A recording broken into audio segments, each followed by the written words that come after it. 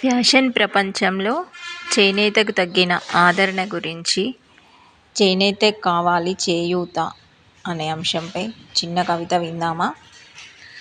తరతరాల జీవనంలో తరాలు మారిన చెమట చుక్కలనే నూలుగా మార్చి మగ్గం సవ్వడే మీ గుండె చప్పుడై రాట్నం వడికి కండెను కలిపి రాజసానికి రాజకీయానికి రూపమైన వస్త్రానికి శిల్పివి.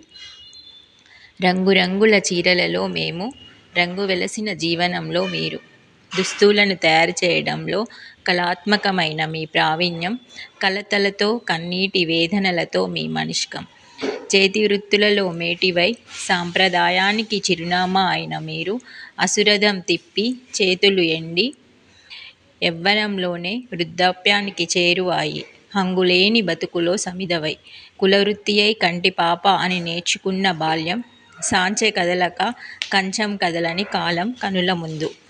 విదేశీ వస్త్రాలను బహిష్కరించి మన దేశ సంస్కృతికి నిలయం, వారసత్వానికి రూపం అయిన చేనేతకు మన చేతి సాయం అందించి చేనేతకు మొదటి ప్రాధాన్యం ఇచ్చిన కాలం, భవిష్యత్తులో ప్రభుత్వ పథకాలు మీ ఆలంబనగా చేనేతకు చేయూత ఇచ్చిన సమయం.